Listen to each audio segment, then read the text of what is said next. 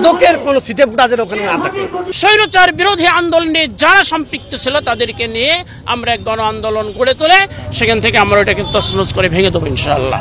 কুষ্টিয়া লালন ফকিরের মাজারে যেন কোনো রকম গাঁজা সেবন না হয়, কারণ এটা মানুষের জন্য ক্ষতিকর।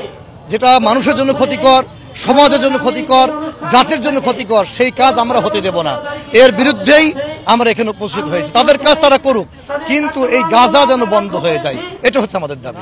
যদি না বন্ধ হয় তাহলে আমাদের কুষ্টিয়া জেলার সমস্ত জনগণকে সাথে নিয়ে আমরা প্রতিহত করার চেষ্টা করবো ইনশাআল্লাহ। লালন সাইজির যারা ভক্তরা আছে, প্রকৃত ভক্ত, তারাও ঘোষণা করেছেন যে লালন শাস্ত্রে বা লালনের মতবাদ অনুযায়ী গাঞ্জা বা মাদক সেবন এগুলো কোনো কিছু নাই, এগুলো বহিরাগতরা এসে করে।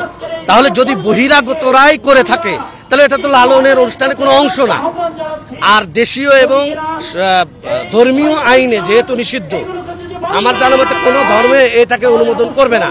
সেই হিসাবে যেহেতু ৯২% মুসলমান এদেশ, কাজেই ওটাকে যেভাবে আনুষ্ঠানিকভাবে উদযাপন করা হয় সেভাবে করা হোক, তবে মাদকের কোনো ছিটেফোঁটা যেন ওখানে না থাকে।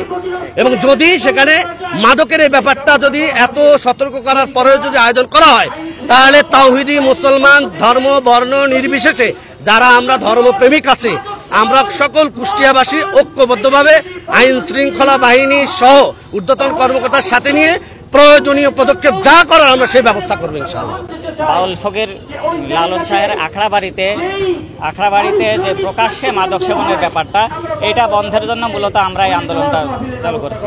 যে এখানে আমরা মানে কোনো নির্দিষ্ট গণ্ডির মধ্যে না, আমরা মূলত ধর্ম বর্ণ নির্বিশেষে সব পর্যায়ের লোক, সব দলের সব মতের জনগণকে সাথে নিয়ে আমরা মূলত এই আন্দোলনটা করতে চাচ্ছি, যে প্রকাশ্যে যেন লালনের আখড়াবাড়িতে এই মাদক সেবনটা বন্ধ হয়।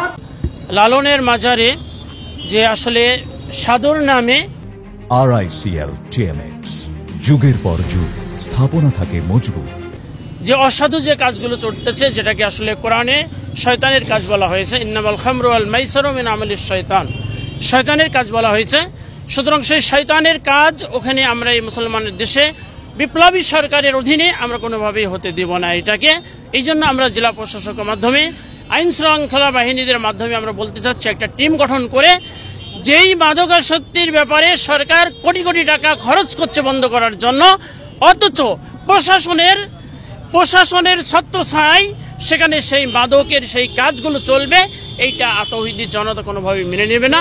আমাদের দাবি হচ্ছে জেলা প্রশাসক এবং আইন শৃঙ্খলা বাহিনী সহ একটি টিম গঠন করে যে কোনোভাবেই জেনে কোনো গাঞ্জা মদ এগুলো যেন কোনোভাবেই কি হতে পারবে না, তারা সেবন করতে পারবে না।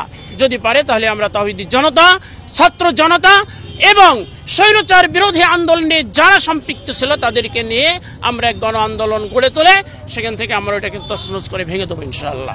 মাদক সেবন, গাঁজা সেবন সহ কোরআন বিরোধী যে কাজ লালনের মাজারে